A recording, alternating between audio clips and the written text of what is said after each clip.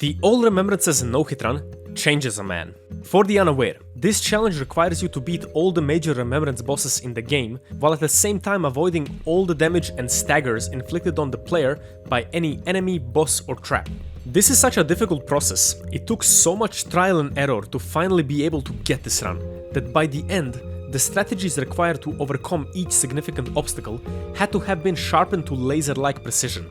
These really difficult challenges really force you to think outside of the box and play the game in the most unorthodox of ways. With that said, let us get into the meat of this situation. The first 2 hours or so are spent on a horse-goat marathon of riding across the lands between and collecting every single possible item, spell or weapon that could give us an edge. This is one of the many reasons why this run took like 2 months of practice to accomplish, as there are plenty of pitfalls you can encounter over this 7-hour run. But thanks to the power of editing, you will only have to witness the best parts. My main idea here was to create a monster of a faith build that will be able to one-shot or near one-shot most of the bosses in the game, with a variety of spells to boot. That way we could skip learning a lot of the boss's movesets and just find perfect strategies to deal with most of them in the run. The initial setup revolves around 3 key aspects. First, we gotta acquire the Ash of War Assassin's Gambit. This Ash is crucial for all no-hit runs, as it basically turns your character semi-invisible and completely silent, allowing you to stealth through most of the sections in the game without ever being concerned about being hit by basic enemies. We get the Ash by collecting both halves of the Dectus Medallion, killing our boy Bernal, then joining Volcano Manor via Ria's questline and finally purchase the Ash from the Twin Maiden inside the Round Table Hold.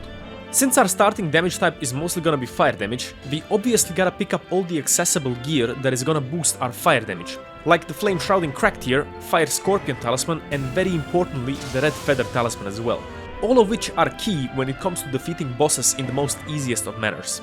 Lastly, the major spells for us at the beginning are gonna be Frenzied Burst, as this shit is literally a goddamn sniper rifle in a medieval fantasy RPG setting, as well as our good old trusted Catch Flame, which we do have from the start. The first boss we're gonna kill, strangely, is gonna be the Draconic Tree Sentinel, for which we have quite a nasty little cheese at our disposal. We want to bait the Sentinel by using the sound produced by Kukris in order to get him all the way from the gate to the ledge right next to it. Here, 2 well-placed square-off attacks stagger the Sentinel, as he only has about 80 poise, and then another well-placed hit sends him straight into his doom. We have to do this because we really need a lot of early game runes to get this build ready for the major bosses we are about to face. Ah, Margit, you truly are just a pushover once the first playthrough of the game has been completed, aren't you? While our boy Margit tries to process what we just did to him, we gotta get our ass through Stormwind. Gambit mostly solves the problem here at the start, and then with a bit of clever kukri usage, we are able to trick the ballistas into firing into the wrong direction, which then allows us to bypass this section of the castle as well. The Godric fight wonderfully showcases why Frenzied Burst is beyond broken, to be honest. 2 hits of it at the start completely decimate the first phase of the fight, and then all that's left for us is to just slide into his DMs and set him ablaze with our beautiful Catch Flame. It's honestly crazy how strong Incantations are in the game with just a bit of setup. Godric's defeat now allows us to grab his Great Rune, which provides us with a +5 boost to all of our stats, making it extremely important for furthering our overall damage output, which is the main goal here at the start. Our second shard bearer of choice is gonna be General Radahn, as, believe it or not, for a no-hit run, Radahn is a much safer boss fight than that witch Renala and her children. We are gonna have to deal with her much later on though. But before we go and slay the general, we hop back into Volcano Manor and decimate the Godskin noble residing over there. Sleep Pots, Catch Flame, quite a nasty combo. We do this as this now allows us to pick up the +7 Somber Smithing Stone, which was locked behind him, and together with the +8 and +9 from Caelid, we are able to upgrade our Earthtree seal all the way up to +9, massively increasing our overall damage output. In case you aren't yet convinced that Catch Flame is the best incantation in the game, just pay close attention to the Radahn kill we are about to perform here. We bait out his lunge attack and then immediately run beneath his cock and start spamming the ever-loving shite out of Catch Flame. Once we deal enough damage to him, he always goes into his scripted phase transition, which can be easily dodged and punished accordingly. And well, just like that, the general is no more. To be fair, all of this has been the easy part of the run. The problems are many, and the really difficult ones are yet to reveal themselves. This place, thankfully, is quite easy to traverse. With a good old Gambit plus sneaking combo, we are able to avoid all of the enemies that plague this place. In a matter of minutes, we reach our next major boss, Godfrey. The strategy we use for him might be the most dishonorable strat we will use for the entirety of the run. Run away and spam Frenzy Burst.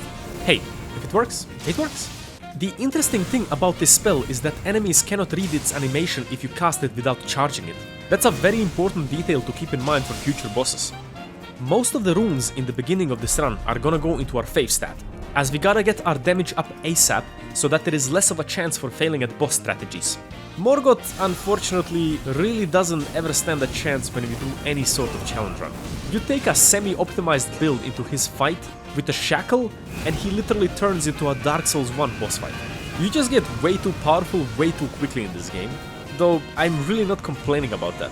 Anyway, Melina, Rolled Medallion and the mountaintops as usual are our next destination. Now, Catch Flame is not gonna suffice anymore from this point onwards. We gotta get ourselves more artillery here. So before we go and face Gigante de Fuego, we gotta stop by the Guardian's garrison first. Here we want to sneak past all the guards and dogs to get to a higher platform.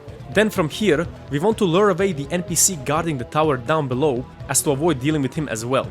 You'll see that as a constant theme in Nohit runs, as NPCs are super risky to fight.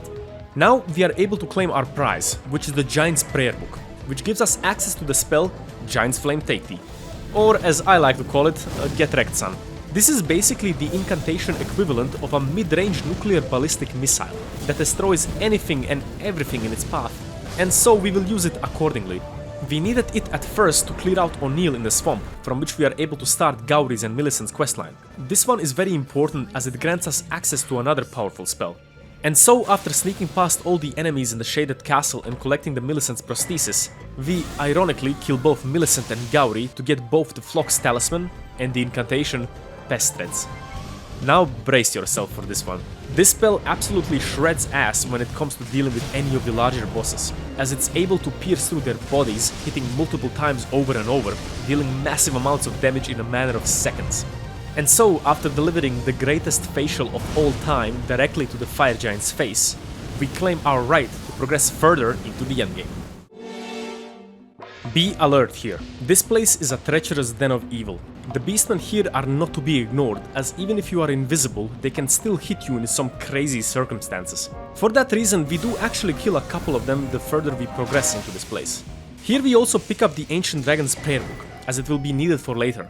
Amazingly, Assassin's Gambit doesn't just work on normal enemies, it also has effect on some bosses like the Godskin duo.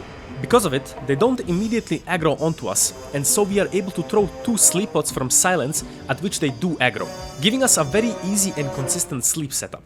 Then it's just about burning their asses off with our good old trusty Catch Flame. This is basically the Swiss Army knife of incantations, it can do anything.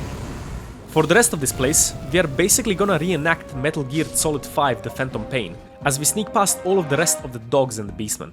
Be sure though to snipe all of those evil birds from a distance, because honestly I hate those feathery fucks. And finally, with the help of some good old distractions, we sneak past the building which hides the elevator that leads all the way up to the Great Bridge. Here we are faced with the first somewhat complicated boss fight in the form of Malekith. We start off the fight with a fully charged Frenzied Burst, then prepare ourselves to dodge the 4-move combo he usually does at the start. Here we want to basically just Catch Flame into his face and get ready to send him straight into phase 2. At the start of phase 2, we want to backstep, lock on, cast Pest Threads, and then dive in beneath his cock and burn it to a crisp with Catch Flame as well. Don't get it twisted, this might seem easy, but this strategy is very precise. But god damn it, it's a cool one if you're able to pull it off successfully. Once we get teleported into the Ashen Capital, we waste no time here, as there is still quite a long way to go before finishing this challenge. Gideon is a joke obviously, as he is an NPC, and NPCs can be madness, which gives us quite a satisfying kill indeed. Go fuck yourself, Gideon. Nobody likes you. Now, unfortunately, Godfrey is quite difficult, shockingly, as we do have to fight him. No super cheesy strats are really possible here to my knowledge at least. So when in doubt, Catch Flame it out. The main aspect here is to stay patient and punish his attacks accordingly. But at the same time you have to keep up the aggression, as you don't want your buffs to run out for the second phase.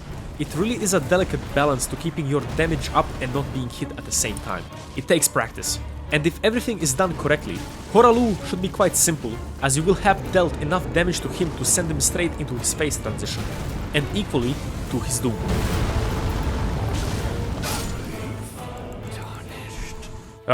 Getting this far is already amazing, to be honest, but we are still not done by a long shot. So let me take a break here, and by break, I mean breaking all of the goddamn bones off of Radagon and the Elden fish. I am really not sure what's more nasty in this fight, our catch flame or Pestreds? Yeah, it's probably Pestreds, isn't it? From Software's balance team definitely took a vacation when designing spells in this game, because this is just stupid. What the fuck is this damage? We have now accomplished an any % no-hit run, so we give ourselves here a little bit of a clap. But there is no time to pat ourselves on the back just yet, as the true challenge of this run is ahead of us. From here on out, we have options, since defeating the rest of the major bosses can be done basically in any order. But I would suggest a particular route of going to the snowfields first and continue on into the Mogwin Palace as a start.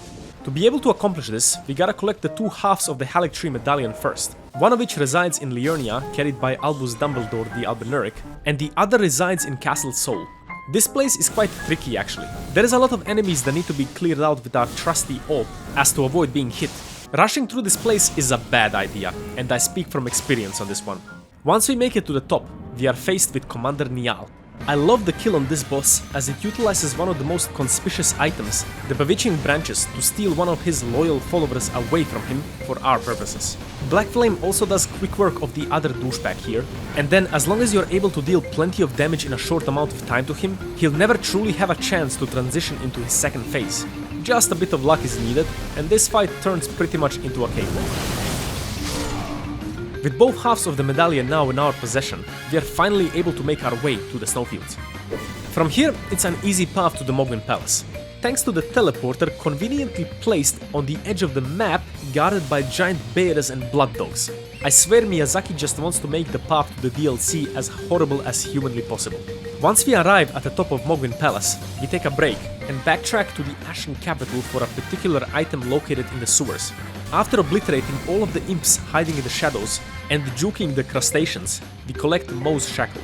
Unfortunately, just like his brother Morgoth, Mo has the same issue. The issue being that there is a goddamn item in the game that allows you to make him immobile for a couple of seconds, which in this game means certain annihilation. Our damage here might be physical, but the wounds it leaves are psychological. Your greatest power in this game are not the weapons you wield. It is the amount of intel you have gathered before challenging any sort of enemy in the game. Almost all of them have exploitable weaknesses. A lot are less obvious than the shackles, but nonetheless they are still there. With Mo dead, we get a massive boost to our runes, which then provides us with a lot more investment into our stamina and mind, which now is crucial to be increased.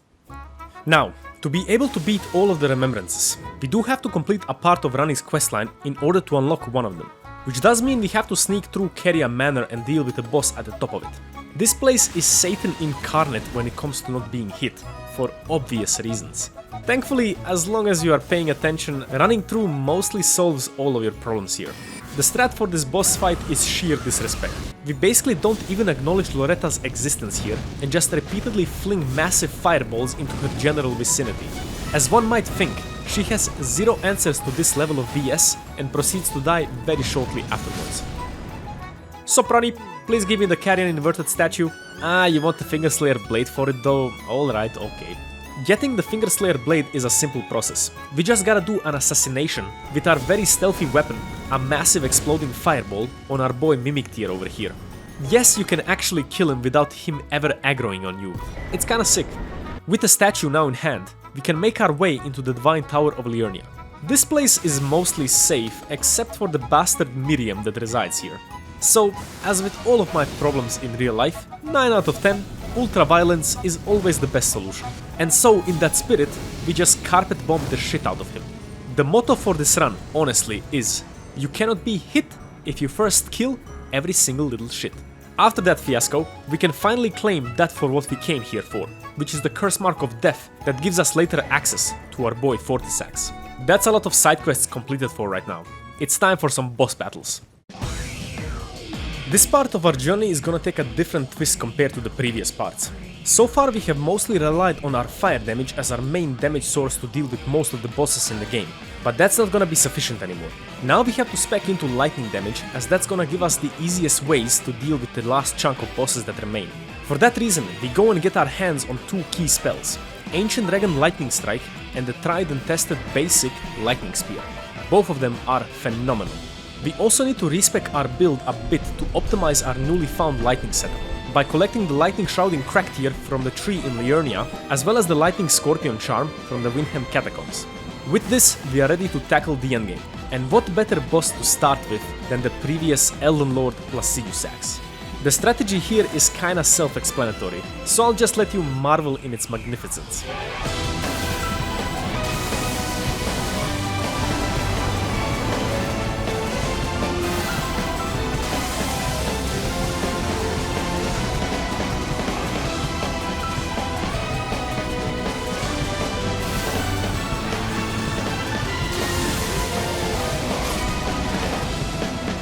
Yeah, ADLS is fucking mental, man. Truly Miyazaki's intended vision indeed. Next up, we go back to the Ancestral Woods and take a trip down into Fantasy Canada, only to immediately one-shot its national symbol upon our entrance into the arena. I love this game. Alright. Surely the one-shotting of bosses has to stop right now, right? We are now prepared to finally head into the Academy of Lucaria, which we previously skipped. Remember to keep your torch lit at all times in this place, as the leading cause of getting hit in this game are definitely the birds, rats and dogs around the lands between. Once we make our way to the water wheel, we sneak past the last of the magicians and are faced with the Red Wolf of Radagon, who we immediately obliterate in one hit. Balanced. Okay, now it surely stops, right? Renala for us is actually a scary fight.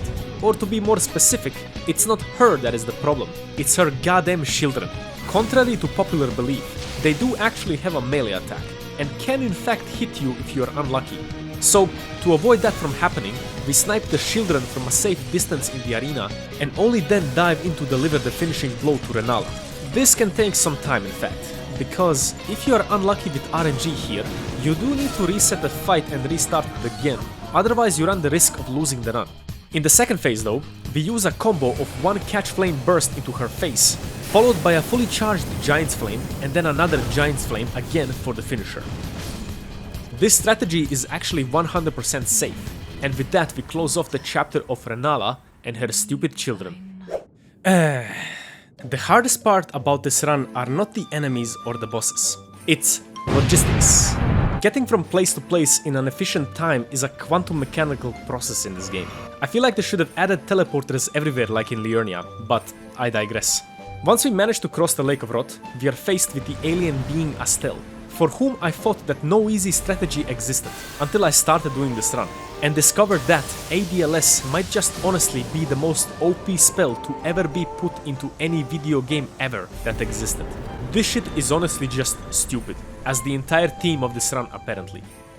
Now we are only left with 3 major bosses alive in the lands between, one of which is the hardest one in the entirety of the run. We are gonna have to prepare properly before we start the final chapter of this challenge. Alright, it's time to sink our teeth into this one. The upcoming 2 bosses are the most random pieces of shit in this entire challenge. I am of course speaking about the Valiant Gargoyles. Here's the thing with these guys. If they have a bad day, well, let's just say you're also gonna experience a bad one. The strategy for these freaks is super precise. After applying all of our buffs, we gotta shoot one fully charged Frenzied Burst right between his eyes, followed by an almost fully charged one that's gonna be followed by at least 1, maybe even 2 Pest Red shots. And here is where the problems arise. We gotta do that one more time for the second gargoyle that appears. But he spawns so far away that it's very hard to judge when exactly should you start the aforementioned process. This just takes a lot of practice, I'm afraid, and many failed attempts to truly master. But I believe in you. With them 6 feet under, we move into the Deep-Root Depths and challenge the precursor to Fortisax, which are of course the tier 3 subscribers of Fia. This is exactly the situation where Lightning Spear truly shines. See, it's one of the rare spells in the game where enemies cannot input read its animation startup, meaning that they will never attempt to dodge it. So it's almost perfect when it comes to dealing with the iota of simps in these games. Oh yeah, Also, having the boys on standby is always a good idea for this fight. After our 4-hour conversation with Fia, and trust me, this shit really feels like 4 hours, we finally arrive at 40 sacks. Who is my favorite kill in this challenge, as the strategy is just another display of why Frenzied Burst needs to be nerfed, my boys. I actually titled this script because of this fight, the Flaming Sniper Assassin, and now you know why. I don't think we actually needed to fight a single boss in this entire challenge, so Elden Ring is easy, guys. Alright, quick breather after the gauntlet. We gotta make our way slowly into the Halleck tree now to finalize this run. And by slowly, I mean you need to kill absolutely everything that shows any sign of life. The path to the Halleck tree is beyond treacherous, not even Gambit helps in these situations. So I just recommend to kill everything, because if it's dead, it can't hit you. Now that I think about it, no-hit runs are kind of easy when you take that last statement to heart. Anyways, after a lot of shooting and a lot of blasting, we step into the arena of non-Matrix Loretta. Lightning Spear is by far the MVP here, as she is quite weak to lightning damage. If you abuse that fact correctly, by timing our shots in such a way that we manage our stamina and mind correctly, the only attack that will be needed to avoid is going to be her Glintstone Crack. But as long as you pay attention to each individual glint blade, we should be able to dodge all of them perfectly, giving us an easy W over the Knight of the Halleck tree. We now arrive at the apex of the challenge, and all of you should know already why that is. Malenia is a tough nut to crack, as you might imagine. Fighting her straight up is quite a risky endeavor. Not difficult, but risky. So a picture-perfect strategy took a while to nail down perfectly. But I'm happy to say that the no-hit community managed to figure it out. The only prerequisites to this strategy are sleep pots, clarifying boluses, around 55 mind, and the spell Unendurable Frenzy. And now pay close attention. After our usual buffing routine, we make sure we have enough armor on us so as to not be frenzied from our own spell, and then we dive straight in. Immediately upon strafing the first attack, we fling a Giant's Flame right into her face, and now we need to be really quick.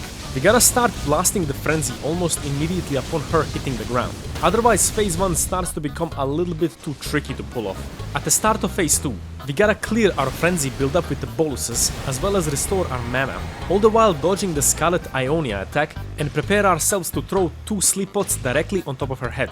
This will then put her to sleep for a second or two, allowing us to safely start up our frenzy attack one more time, effectively staring her down into submission. Malenia might have never known defeat, but she sure as hell knows humiliation now.